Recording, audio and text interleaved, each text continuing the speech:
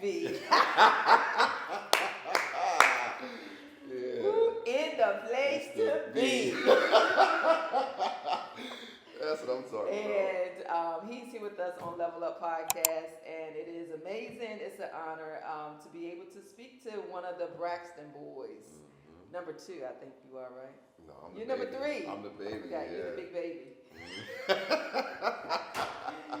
So we want to just talk to you about your work, what you do. You're now coaching basketball again and working with young ladies teams. So let's just say, what have you been doing the last 3 years? How about that? Oh man, That's easy. okay, yeah, that's easy. Last 3 years, I've been blessed with a lot of opportunities to be in position to have an impact for the youth and just the community overall. Good. So I am a 2-time author. I am a certified life coach. I'm a motivational speaker within the education industry. I just got back from a national conference in Austin, Texas, speaking to educators who are pretty much divergent to Title One. Okay. I'm a father of 3 and coach basketball. I'm a strength and conditioning coach for the girls program here at Cosby High School. And I just enjoy life and having that impact and having that influence over the young minds and the young leaders of the future. Well, that's great. So we are impacting people, impacting young people, and your organization is called what? My organization is called Braxton Byerson Enterprises. Okay.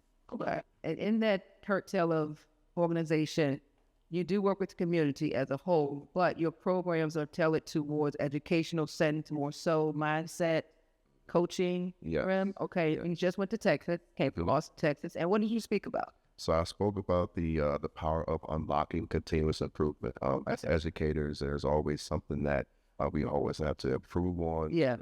Shape the minds of our students, and especially when Title One. If anybody's familiar with Title One, they understand that there are a lot of challenges with the Title One schools. So always improving on best practices, always improving on ways to help students grow in the classroom, outside of the classroom, to build school culture. Those are the things that I want to go speak on and just give some encouragement and insight to those educators in that regard. That's good, because Title I is definitely a grant funded program. So if Title I is not there for some schools, so are those programs are gone as well. And so being able to not only just say we have Title I, but to use those resources to the benefit of students, right? To benefit those students, but also, even if you have a program, you have to educate the adult in the room who's educating the child, right? And I think sometimes as leaders and educators or people in the school system, they forget about the adult in the room that has to teach the children. Because adults get burned out too. Absolutely. They're tired.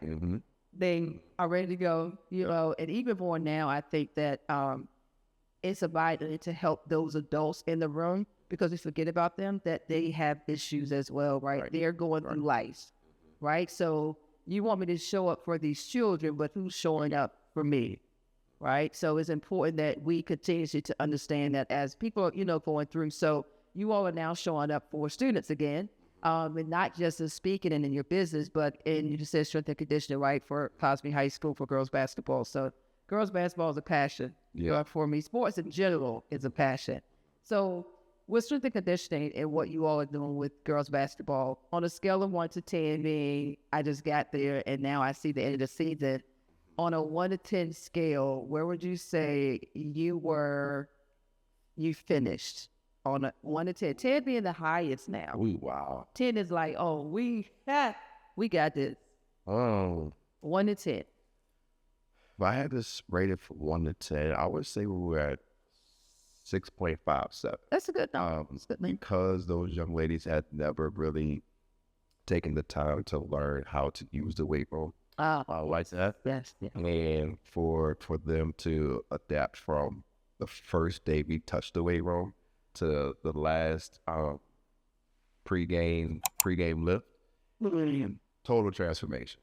And so there are some more things that they have to learn in regards to maintaining that strength and increasing the weight as they go along. Yeah. But the fact of them just getting in there and want to get into the weight room before a game. Right. Yes. That's hard. really unheard of. Yeah. For a high school girls basketball team to get in the weight room for a game. Yeah, there you got the programs who all the D1 ladies and all those accolades and all that. But for where we are to hear they're getting the weight room before a game, it's very unprecedented. And but the ladies at Cosby High School have done a great job adapting to what we're trying to help build, and help them grow, not just from a basketball standpoint, but a life standpoint. Yeah. Right. And the weight room is not just for the physical, it's for the mental as well. When the tough times arise in our life, if this weight is too tough, I gotta push through. I gotta dig deep to get this weight off me so it doesn't crush me. Right.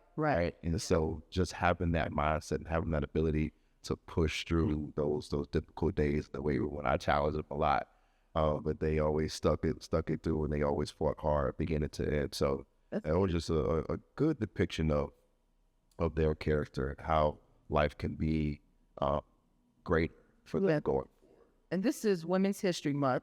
And so it is important to remember the young ladies, right? Because even as a coach myself in basketball, it was like I felt that I was their champion. For whatever they needed in life, I was their champion, whether it was meals before the game, whether it was working out, whether it was conditioning before the season, whether it was getting a ride home, showing up for practice, showing up for themselves. Right. But going to college, even if basketball wasn't their option, still going to college and being successful. So I think sometimes we do forget about the women in the room. And we, tend to, they don't need all that. They don't need all that. But we really got to bring it back to understand that women in the room need that as well. It is History Month. So as you speak to students, also in student groups, what is one of the most impactful, I would say, speeches or conversations that you've had in the past? Hey, wow, that's a good one. I'll start by saying my first assignment when I came back playing professional basketball overseas was coaching a middle school girls basketball team at Elizabeth Davis down in Chester, Virginia. And that right there opened my eyes. I'm like, I'm used to get up and down, slam dunk, 3 corners from deep. Like I'm used to all that. Yeah. And then I get to we have to do the foundational part of basketball.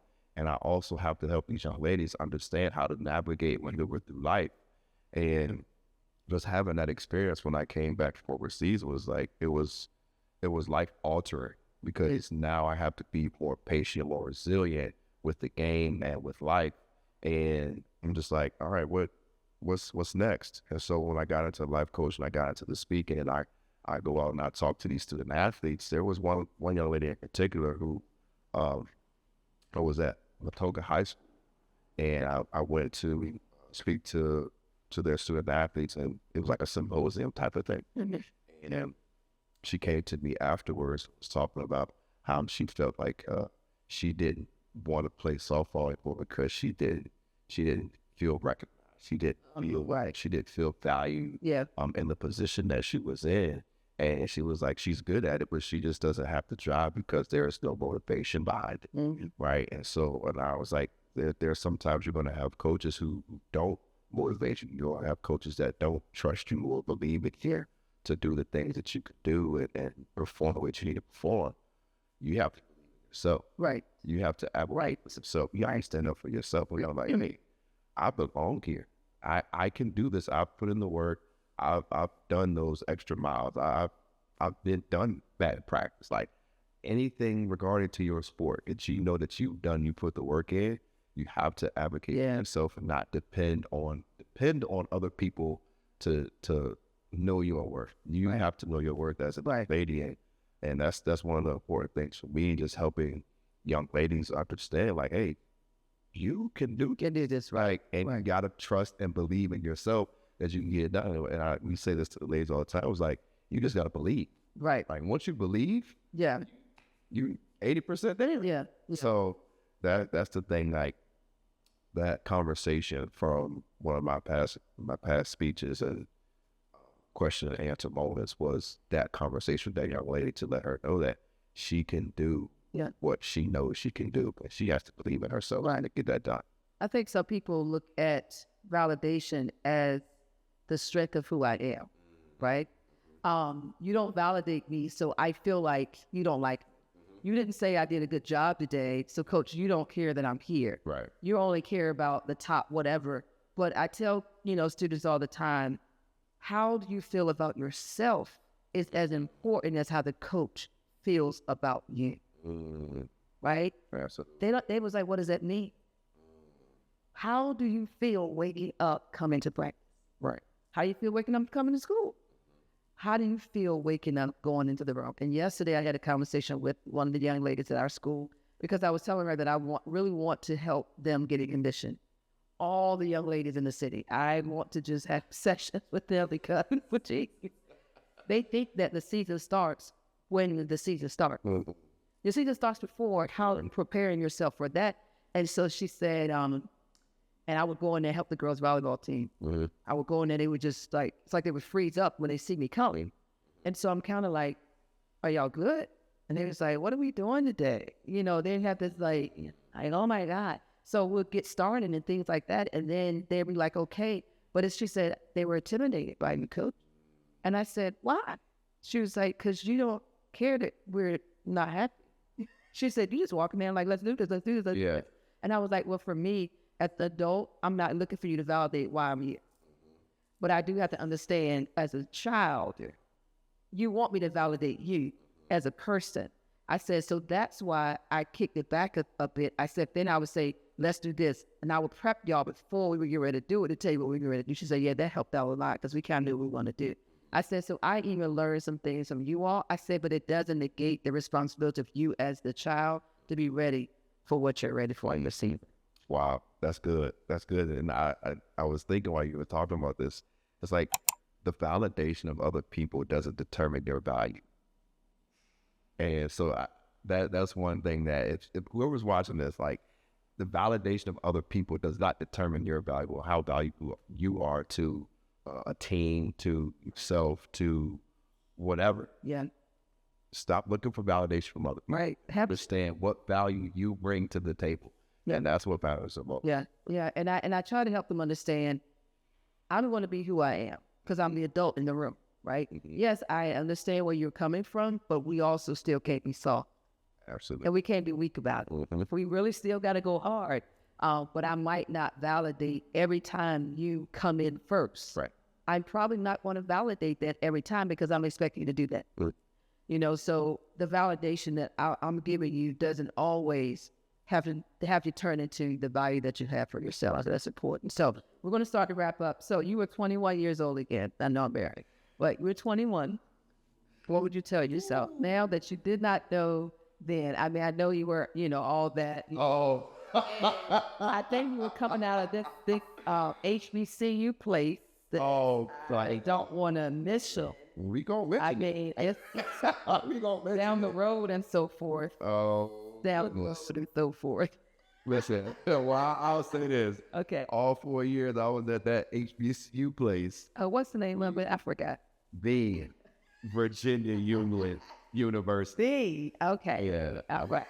The orange and blue place down. Oh, down the that's road. lit. We lit. Never beat us. Everybody know it. Everybody know it. It ain't never beat us. It's fine. Don't worry about that. Moving on. Okay, 21. You're in college, right? Mm-hmm. Okay, so what would you tell yourself that you did not know then that you now know as an adult would have helped you sooner? That would have helped you a little bit sooner to be that man that you are right now, because you are a man. So what would you have grown yourself or done? We're not even going to say it may have been a conversation. It could have been a thing. It could have been a movement. It could have been a passion. I would tell my 21-year-old self to experience everything on your own first. Oh, that's good. Experience everything on your own. Everything. Buying a car, buying a house, living in an apartment, traveling the world, doing this, doing that. Experience everything on your own first. Wow. Because then you will understand how important it is and how valuable it is for you to take care of yourself. Then you can understand after all that. That's all that. You can understand how to take care of somebody else. Wow, I like that. And so, like, you take care of yourself first. Like, the health and wellness, the take care of your skin, taking care of your body, working out, staying in shape. There's a passion. For me, it was basketball. Like I'm not gonna say I regret it, but I feel like I should have put more emphasis into it when I came from China. Like after I came back from China, I was like, all right, cool, this is it. All right, let me go and start a family. Like at that, I see. at that time, I was 24. I was like, all right, let me start a family, because I thought that was the next step. Yeah, right? That's what you said. Instead of like, hey, let's push to see how far you can go in this basketball. Yeah. Oh, that makes sense. I'm not that. Yeah. Right. So it's like that passion just continue to go until you aren't able to go anymore, and then you can figure out the rest. Like, so No, I like that. do everything for yourself first, and then understand how to take care of somebody else. That's awesome, because even if you feel like you have done the best with yourself, you may still feel there's a piece missing. You know, whether it be, buying a house, buying a car, then your own, getting an apartment, getting a house, whatever it is, getting your own job without your mom's calling and saying, hey, can you hire my son for a job? I'm not saying your mother did that. Right. Or your dad said, hey, my son about to come out, I need you to hire, look him up. And it's still about relationships, because relationship building is so important in anything that we do. Anything that we do, people say now is more about who you know, not what you know. Because most jobs now are internet-based / let me call you over the phone. Let me do a virtual interview with you if they even call you back. Right. Because everybody's applying online. Yep. Before, it was you walk in a place sometime and apply. And the rest, right. Or email them your resume and they're going to call you. Now it's like, just file online, we'll get it. Like, how you going to get me out of 9,000 people that also apply, right? So having those personal relationships too. But like you're saying, just live and do all the things that you want to do before you say, hey, I think I want to just settle down, and it's not even never settle down. They never, because they still haven't found that thing. Right. And that's okay. No judgment. So, all right, if people want to find you, help you out, do you take donations for your organization? Do you get people to call you to speak? How can they find you, get you to come talk to their students? Or Absolutely. So first of all, you can find me on Instagram, Braxby_7. Social media on Facebook, you can find me just Braxton Byerson. I'll pop up. T-O-N, Braxton. Yeah, Braxton. Byerson. That's a main man, Braxby on Instagram. So right. But yeah, I also have my website, and I can send that to you. We have that log. We'll put it in here. Yeah. People can donate to my Cash App, which is also in the link in my bio by Instagram. Okay. I have an extension of Braxton Byerson Enterprise called Big Love Only. And y'all are the first to hear this, but I am getting ready to change that into a nonprofit organization. So it's going to be Big Love Only Foundation. Okay. So what does Big Love stand for? Because you only like 6 and change. Like what? So six something. Right. So Big Love for me is like I love on everybody. Okay. Like if you know me from back in Chester and all the way through Thomasdale and Union, like I give big love to everybody. And I was trying to find something that will resonate with the people, of course, like with the times going down. It's like what's something that I can push and give all people to just make the world a brighter, lighter place. I was like, Big Love Only. Okay. I came up with this when I was in California doing a speaking engagement, and I had some downtime. I was like, Big Love Only. And so we're going to have that foundation, and there are going to be a lot of programs to pretty much just understanding your worth, your value. Yeah. Like that we just talked about. Those are going to be coming up soon. So be tuned and locked in for those. So we're going to talk about this one program you already have coming up. Let's look at that. You do not want to die for about that. What is that program called? All right. So this program is called the Elevate Your Greatness. It is a student-athlete mentorship workshop. Okay. And it is going to be March 29th at Cosby High School, and it's going to be 9:30 to 3 p.m. Doors open at 9, and registration is live now. We're probably going to cut it off on the 22nd of March. So lock your spots in now because they are filling up fast. Okay, cool. And so this workshop is pretty much just helping student athletes or regular students at in general as well. If they want to elevate their leadership, teamwork, discipline, self-confidence, self-worth, if they want to elevate those things to the next level, it's called level up. So Right. Come to that workshop. You're going to get a lot of information. You're going to get a lot of general practices that you can apply to how to elevate those things in your life as a student athlete. Okay. Yeah. All right. Well, thank you so much for joining us. We appreciate it, main man Brax B. And we have just Leveled Up and Level Up podcast on YouTube. Obviously, we want you to subscribe to us and help us out, so you get to see more things that we're doing. So level up with Shay.